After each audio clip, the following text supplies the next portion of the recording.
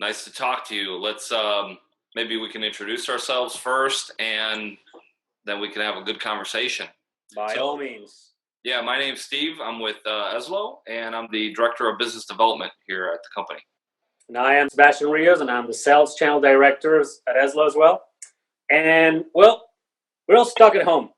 It's quarantine time. So let's talk about how we can use technology to help us during this difficult time. I mean, this is new for everybody.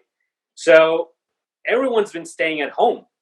So I got to thinking about what this means for people's lives, not just now, but going forward.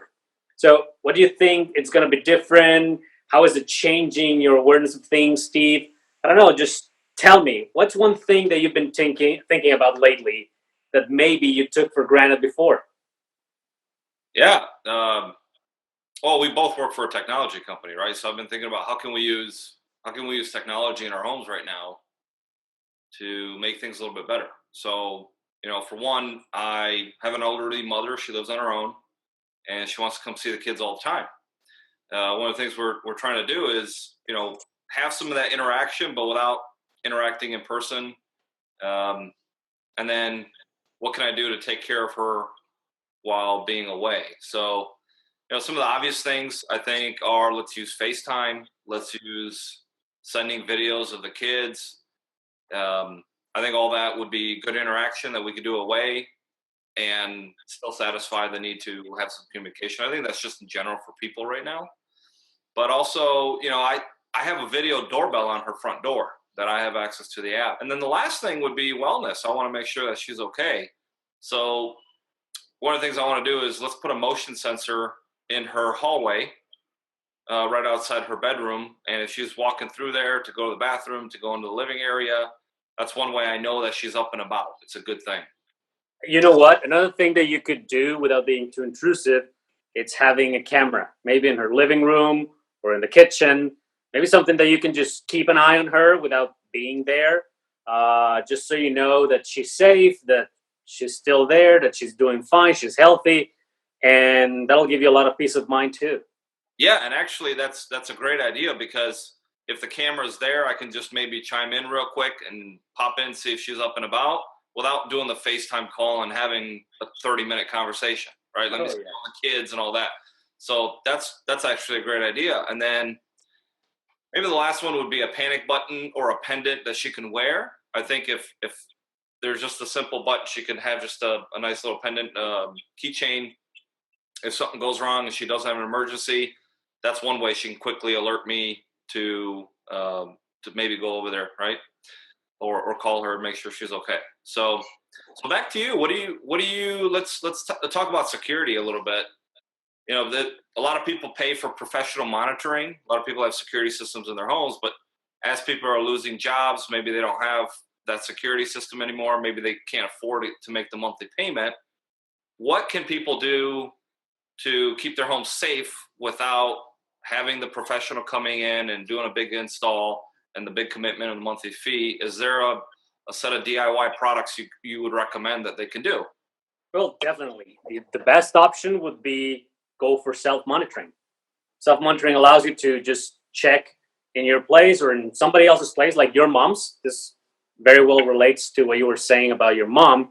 You can just check remotely how she's doing, or you can check how your house is doing, or if any other family member that you want to check on, let's say your dad, an elder uncle, you name it.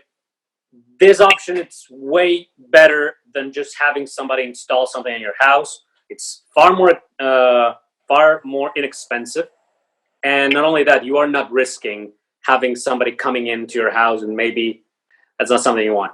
Uh, and And definitely, you don't you can. want that installer necessarily coming in, right? If you're a little bit more sensitive, if you've got um, some existing health conditions, you don't want anybody else coming into your house, right? No, no, this is something that you can do all by yourself.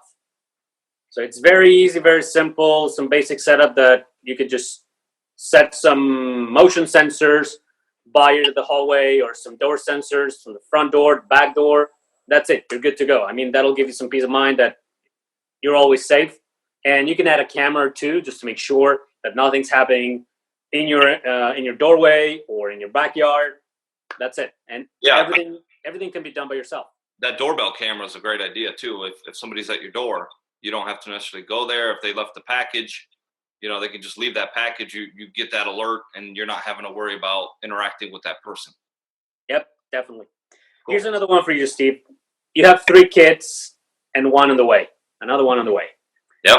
How could technology help you with managing the kids and their behaviors at home? So, great question. I think lighting is my big one right now. The kids leave lights on throughout the house all the time. They have their rooms upstairs. We spend most of the day downstairs, and it's very often where I go and come to find out the lights have been on in their rooms all day. So if I could just automate that and have the lights automatically turn off if it's the daytime, and save some energy, some money on my energy bills, that'd be great. The other thing would be maybe some cameras. With all us being stuck at home, they're not at school all day. I'd really like to keep an eye on them while they're playing outside. They can be running around the yard. Maybe they disappeared. They're at the neighbors. The cameras will allow me to do that without getting out of my office and checking in on them and trying to find out where they are in the yard, right? Yeah, that's smart. And then maybe a third device I would recommend would be a door lock, right? You've got one of those in your picture here. Wireless door lock. I'm not giving my kids keys. They are too little to have a key. I don't trust them. They might lose them. But if they just have their own 4-digit code that I teach them and show them how to use it, that's a great way I can use technology to make life easier for us at home. And aren't you afraid they might give this code to anybody else? Well, if they do give the code to anybody else, I can always just change the code in the app. That's the beauty of tech is you're not, if they give that key away, guess what? I'm going to the hardware store to rekey all my locks. Oh, yeah. Yeah. All right. Well, I think we can wrap it up here, Steve. It's a crazy time we're living in, but I would just like to ask the people who are watching us to send us your questions to marketing@eslo.com. If there's something that you've been wondering about in regards to how smart home technology can improve your lives, would you like to add something, Steve? No, I mean, that's exactly it. We want to have a conversation. Let us know if you guys have ideas for other devices that would be great for now.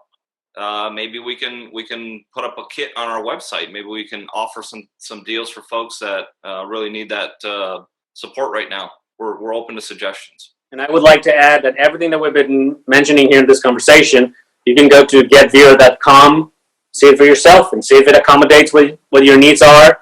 You can buy it online. Excellent. We'll talk to you soon.